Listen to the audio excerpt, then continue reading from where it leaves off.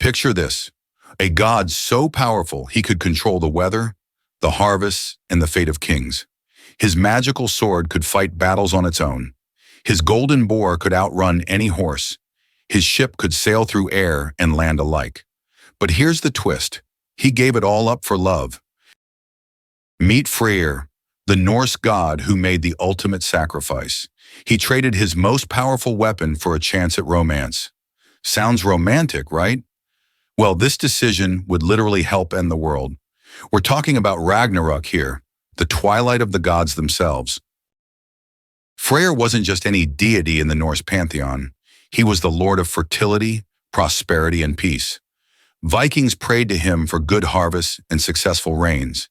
Kings claimed descent from him to legitimize their rule. But beneath all that divine responsibility lay a heart that would choose love over duty. The ancient Norse knew something we often forget today. Even gods can make terrible decisions when they're lovesick. Freyr's story is the ultimate cautionary tale about sacrifice, desire, and the price we pay for our deepest longings. His choice would echo through the cosmos and seal the fate of every god in Asgard. Ready to dive into one of mythology's most tragic love stories? Buckle up, because Freyr's tale has more twists than a Viking ship's rope, and the ending will leave you questioning whether love truly conquers all. Long before Freyr became the beloved god of fertility, he belonged to an entirely different tribe of deities. His story begins with the Vanir, a group of gods focused on fertility, wisdom, and prosperity. Think of them as the earthy gods compared to their more warlike cousins, the Æsir. Freyr's father was Gerðr, the Vanir god of the sea, wind, and fishing. His mother remains a mystery in most sources, though some suggest she might have been Njordr's own sister. Yeah, divine family trees get complicated fast. What we do know is that Freyr had a twin sister named Freyja, who would become just as famous for her own romantic adventures. The Vanir lived peacefully until tensions exploded into the first war between divine tribes, the Æsir-Vanir War. The conflict started over a witch named Gullinbursti, who had an unfortunate habit of being murdered and reborn. The Æsir kept trying to kill her. The Vanir took offense, and boom, cosmic warfare. This wasn't your typical mythological battle. Both sides were evenly matched, and the fighting dragged on without a clear winner. Eventually, the gods got tired of the endless conflict and decided to negotiate. They came up with an ancient equivalent of a prisoner exchange program. As part of the peace treaty, Gerðr and his children Freyr and Freyja were sent to live in Asgard as hostages. But here's where it gets interesting. They weren't treated as prisoners. Instead, the Æsir welcomed them as honored guests and eventually as full members of their pantheon. Freyr adapted remarkably well to life in Asgard. His natural charisma and divine powers over fertility made him incredibly popular among both gods and mortals. The Æsir discovered that having a prosperity god on their team was pretty handy, especially when it came to ensuring good harvests and peaceful reigns. Before long, Freyr had established himself as one of the most important gods in the Norse pantheon. He was given his own magnificent hall called Alfheim, where he ruled over the Light Elves. Talk about a successful career change, from hostage to lord of his own realm in record time. Freyr's divine portfolio was like winning the lottery of godly responsibilities. He controlled fertility, harvests, prosperity, and peace, basically everything humans needed to survive and thrive. While Thor smashed things with his hammer and Odin plotted cosmic schemes, Freyr made sure people didn't starve. His influence over fertility extended far beyond just crops. Freyr governed the fertility of animals, the success of marriages, and even the virility of kings. Norse rulers would pray to him before important battles, not for victory in war, but for the prosperity that would follow peace. Smart thinking. The connection between Freyr and kingship ran deeper than simple prayers. Many Scandinavian royal families claimed direct descent from him, particularly the Swedish Yngling dynasty. Being related to the god of prosperity was the ultimate political credential, like having the best possible reference on your royal resume. Farmers across Scandinavia would make offerings to Freyr at crucial times of the agricultural year. Spring planting, summer growth, autumn harvest. Freyr's blessing was essential for each phase. His favor could mean the difference between abundance and famine. No pressure at all. What made Freyr particularly beloved was his association with peace and prosperity rather than war and conflict. While other gods demanded blood sacrifices and battlefield glory, Freyr preferred offerings of bread, beer, and gold. He was basically the chill god of the pantheon. His peaceful nature didn't make him weak, though. Freyr possessed incredible power over the natural world. He could bring rain to drought-stricken lands or sunshine to flooded fields. Storms would calm at his command, and barren soil would burst with life at his touch. The Norse understood that true strength often came from creation rather than destruction. Freyr embodied this principle perfectly. He could feed entire kingdoms, ensure the continuation of bloodlines, and bring stability to chaotic times. That's the kind of divine power that actually changes lives. His worship was particularly strong in Sweden, where elaborate temples were built in his honor. The most famous was at Uppsala, where a massive golden statue of Freyr sat alongside images of Odin and Thor. Pilgrims would travel from across Scandinavia to seek his blessings for their crops, families, and futures. Every self-respecting Norse god needed some legendary magical items, and Freyr hit the jackpot in the divine treasure department. His three most famous possessions weren't just impressive, they were game changers that would make even other gods green with envy. First up was Gullinbursti, the golden boar with bristles that literally glowed like the sun. This wasn't just any magical animal, it was a masterpiece of dwarven craftsmanship. The boar could run through air and water faster than any horse, and its golden bristles provided light even in the darkest places. Talk about traveling in style. The story behind Gullinbursti's creation involves typical Norse sibling rivalry. Loki had made some insulting comments about the sons of Ivaldi's craftsmanship. The dwarven brothers Eitri and Brokar took this as a challenge and decided to create the most amazing treasures ever forged. Gullinbursti was one of their masterpieces designed specifically for Freyr. Next came Skidbladnir, possibly the most incredible ship in all of mythology. This vessel was crafted by the sons of Ivaldi themselves as part of their divine commission. Skidbladnir could sail through air, over land, or across any body of water with equal ease. The best part? It could be folded up like a piece of cloth and carried in a pocket when not needed. Imagine trying to explain that to modern boat insurance. The ship was large enough to hold all the Æsir gods when fully deployed, yet light enough to be moved by the slightest breeze. Its sails would always catch favorable winds, no matter the weather conditions. It could navigate the most treacherous waters of the 9 realms without ever risking shipwreck. But Freyr's most crucial possession was his magical sword, sometimes called Gram or simply the Sword of Freyr.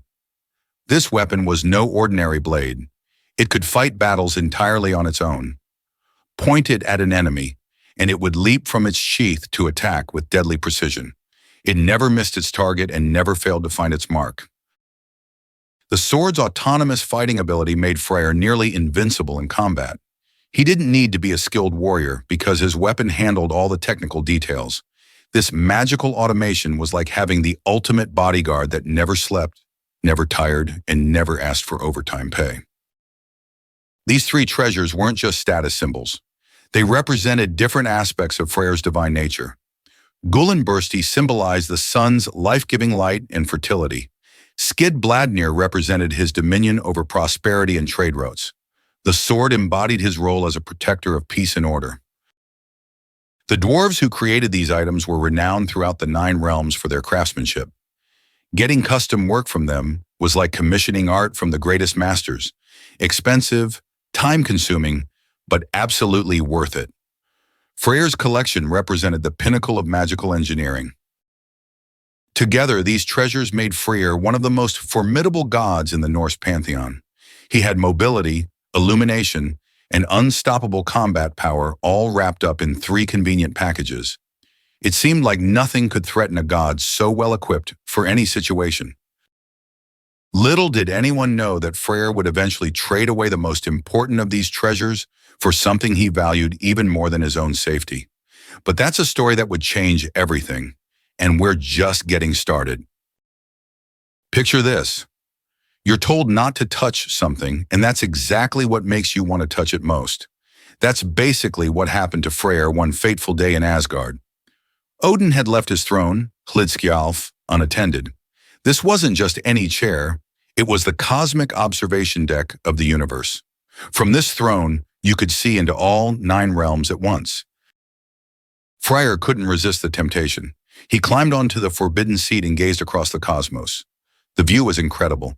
He could see everything happening everywhere. But then his eyes fell upon Jotunheim, the realm of the giants. There in a distant courtyard stood the most beautiful woman he had ever seen. Her name was Gerðr, daughter of the giant Gymir. She was stepping out of her father's hall, and as she raised her arms, light seemed to radiate from her very skin. The glow was so bright it illuminated both the sea and sky around her. Freyr was instantly, hopelessly smitten. This wasn't just a casual crush. This was divine love at first sight. Freyr sat there transfixed, watching this giantess go about her day. He couldn't look away, couldn't think of anything else. Talk about the ultimate case of love struck by lightning. The problem was obvious. She was a giant, he was a god, and romantic relationships between these groups were complicated. When Freyr finally climbed down from Hlidskjalf, he was a changed god. The cheerful lord of fertility had become lovesick and melancholy. He wandered around Asgard like a ghost, barely eating, barely speaking. His father Njordr was deeply worried. Something had to be done, but first they needed to figure out what exactly had happened to make the normally joyful Freyr so miserable. Little did anyone know that this forbidden glimpse would set in motion events that would ultimately doom the gods at Ragnarok. One moment of curiosity had just changed the fate of the entire cosmos. Freyr's lovesickness was getting out of hand. He moped around Asgard for days, refusing to eat or drink. His father Njordr was at his wit's end. Finally, he called upon Skidbladnir, Freyr's most trusted servant and friend. Skidbladnir was known for his cunning and bravery. If anyone could help Freyr, it would be him. When Skidbladnir approached his master, Freyr could barely explain what was wrong. Eventually, the whole story came tumbling out. The forbidden throne, the beautiful giantess, the impossible love. Skidbladnir listened carefully, then made a bold offer. He would travel to Jotunheim and woo Gerðr on Freyr's behalf. But he had conditions. Skidbladnir demanded 2 things for this dangerous mission. First, he wanted Freyr's magical horse, which could ride through fire and over water. Second, and this was the big one, he wanted Freyr's sword Gram. This wasn't just any weapon. It was a blade that could fight by itself, cutting down enemies without anyone wielding it. In the coming Ragnarok, this sword would be absolutely crucial. Freyr didn't hesitate. Love had made him reckless. He handed over both the horse and the sword without a second thought. Talk about putting all your eggs in one basket. Skidbladnir mounted up and rode off toward the dangerous realm of the giants, carrying gifts, threats, and the fate of his master in his hands. The journey to Gymir's hall was treacherous. Skidbladnir had to cross mountains of fire and navigate through hostile giant territory.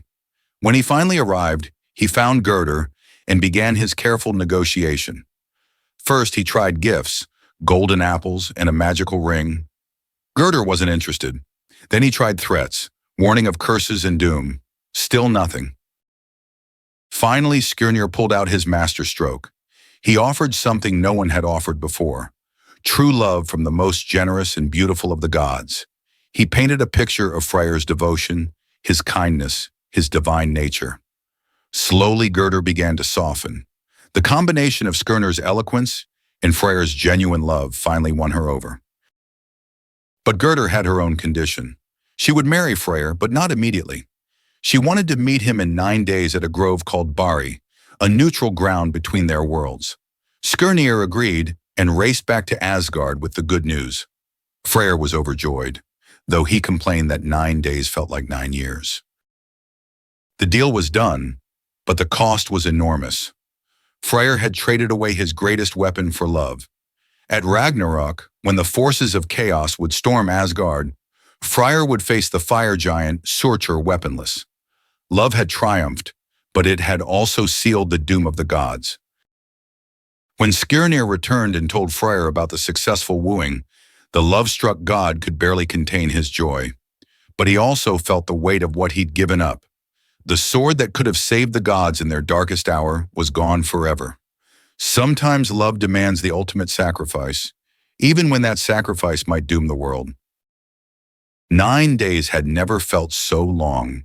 Freyr counted every hour until he could meet his beloved Gerðr at the Grove of Berry. When the day finally arrived, he traveled to this sacred meeting place between the worlds. The grove was ancient and mysterious, a neutral ground where gods and giants could meet without the usual hostilities. Gerðr arrived as promised, and their meeting was everything Freyr had dreamed of. She was even more beautiful in person, and her initial wariness melted away when she saw his genuine devotion. Their marriage ceremony was simple but profound, a union that represented something much deeper than just personal love. This wasn't just any wedding.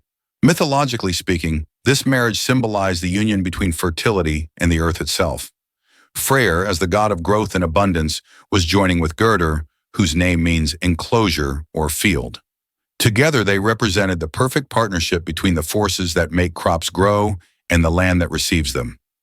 Talk about a match made in, well, not heaven, but close enough. Their union was blessed and fruitful. The marriage brought even greater prosperity to the realms. Freyr's power over fertility was enhanced by his connection to Gerðr, who brought her own earth-based magic to their partnership. Harvests became more abundant, livestock multiplied, and the land itself seemed to rejoice in their happiness. From their home, which bridged the worlds of gods and giants, Freyr continued his work as the Lord of Prosperity. His influence spread across all 9 realms, but especially in Midgard, where humans felt his blessing most directly. Farmers would invoke both Freyr and Gerðr's names when planting their crops, knowing that this divine couple understood the intimate connection between love and growth. Gerðr adapted well to her new role as the wife of a major god. Though she maintained her giant heritage, she became beloved among the gods for her wisdom and her stabilizing influence on her sometimes impulsive husband. She brought a grounded, practical perspective that balanced Freyr's generous but sometimes reckless nature. Their marriage also represented something hopeful in Norse mythology, proof that the ancient enmity between gods and giants didn't have to be eternal.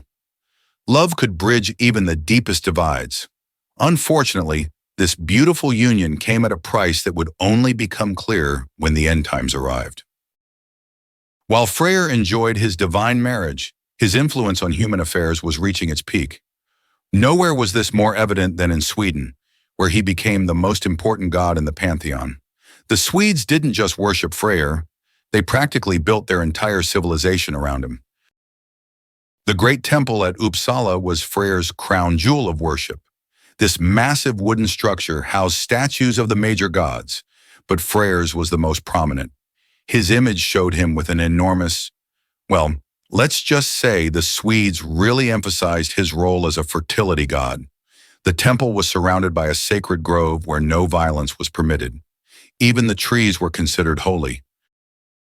Every 9 years, the Uppsala temple hosted a massive festival in Freyr's honor. People came from across Scandinavia to participate in the celebrations. The festivities included sacrifices, feasts, and fertility rituals that would make modern people blush. But for the Norse, this was serious religious business, ensuring the continued prosperity of their lands and people. Freyr's connection to Swedish royalty was particularly strong. The Yngling dynasty claimed direct descent from him, making every Swedish king a divine descendant. This wasn't just political propaganda. The Norse genuinely believed their rulers carried Freyr's blessing. A good king would bring prosperity and peace, just like Freyr himself. The concept of sacred kingship was central to Freyr's worship. Kings were expected to embody his qualities: generosity, wisdom, and the ability to ensure their people's prosperity. A king who failed in these duties was seen as having lost Freyr's favor. Sometimes this meant literal regime change. If the crops failed or enemies invaded, it might be time for a new ruler. Fertility rituals dedicated to Freyr were elaborate affairs. Farmers would carry small statues of the god through their fields, believing his presence would bless their crops. Newly married couples would pray to him for children and prosperity. Even merchants would invoke his name before important business dealings, hoping for profitable ventures. But Freyr's influence extended beyond just material prosperity. He was also associated with justice and fair dealing. The same generosity that made him give away his sword made him a patron of honest merchants and fair judges. People would swear oaths in his name, knowing that breaking them would bring his displeasure. The irony wasn't lost on the Norse that their most beloved god of peace and prosperity had doomed himself through an act of love. But maybe that made him even more relatable.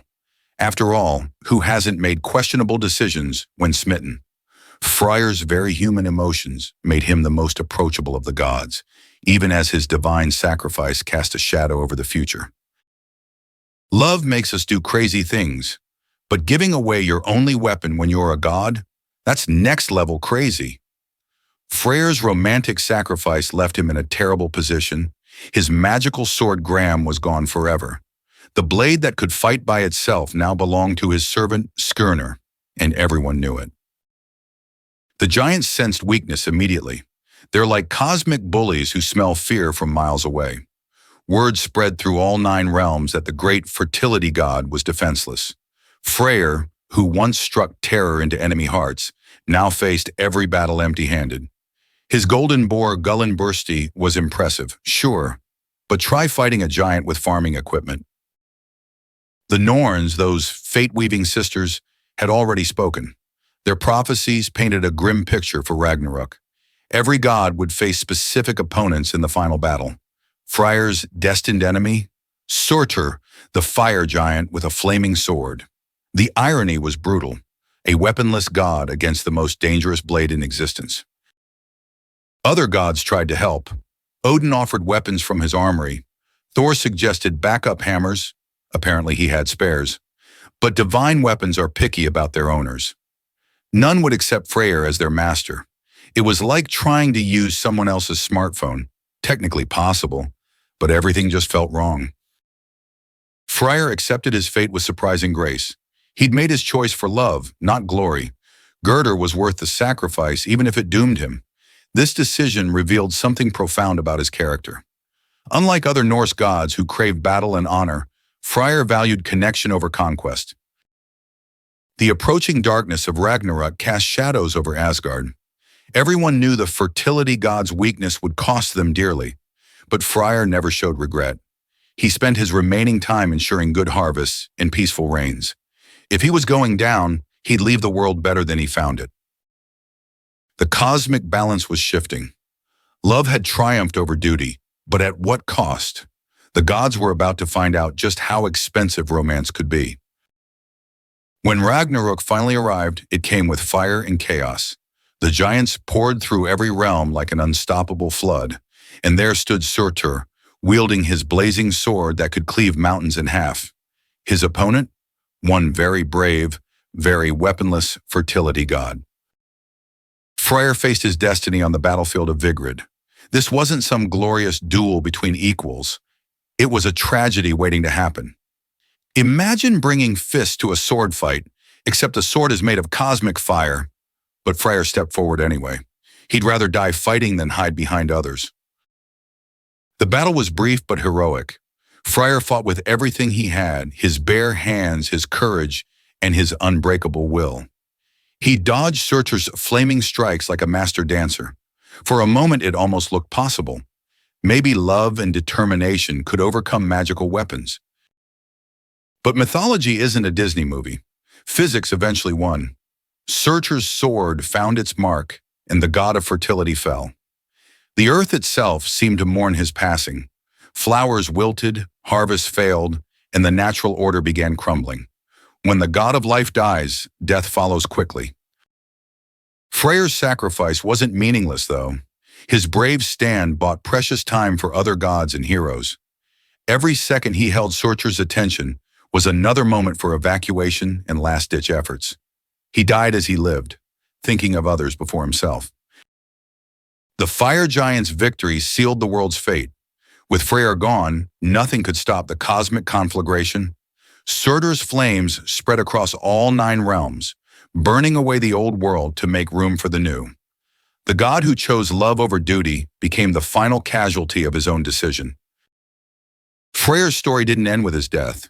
It evolved into something eternal. The Norse people saw in him everything they valued most: prosperity, peace, and the courage to sacrifice for love. He wasn't just a god of fertility. He was a god of difficult choices and their consequences. In medieval Scandinavia, Freyr's tale became a cautionary story about balance. Leaders learned that personal desires could have cosmic consequences, but it also celebrated the idea that some things are worth any price. Love, after all, makes life worth living, even if it makes life shorter. Modern interpretations of Freyr's story focus on the timeless themes. He represents everyone who's ever chosen their heart over their head. That person who quit a stable job to follow their dreams, the parent who sacrificed their career for family, the lover who risked everything for romance. We all have a little Freyr in us. Contemporary Norse mythology retellings often portray Freyr as the most human of the gods. He makes mistakes, falls in love, and faces the consequences like any mortal. This relatability has made him popular in fantasy literature and gaming. Players love characters who are powerful but vulnerable, noble but flawed. His legacy lives on in Scandinavian culture too. Swedish kings claim descent from him for centuries. His image appears on everything from ancient coins to modern tourist merchandise. Not bad for a guy who gave away his sword for love. The god of fertility became fertile ground for cultural imagination. So there you have it, the complete saga of Freyr, the god who chose love over survival. His story asks us a fundamental question. What would you sacrifice for love? Your safety? Your future? Your life? Freyr answered with everything he had, and the cosmos paid the price. Think about it. Was his sacrifice worth it? He got his beloved Gerðr, ensured years of prosperity for humanity, and died with honor defending his home. But his choice also contributed to the end of the world. That's quite a philosophical puzzle to ponder. Some might call him selfish. Others would call him the most romantic figure in all mythology. His tale reminds us that every choice has consequences, especially the important ones. Love isn't just about happy endings. It's about deciding what matters most when everything is on the line. Freyr made his choice, lived with it, and died for it. Whether you think he was foolish or heroic probably says more about you than about him. What do you think? Was Freyr's sacrifice the ultimate act of love or the ultimate act of selfishness? Drop your thoughts in the comments below. I'd love to hear your take on this cosmic love story. And if you enjoyed diving deep into Norse mythology's most romantic tragedy, smash that like button and subscribe for more legendary tales. Trust me, the ancient world has plenty more wild stories where this came from.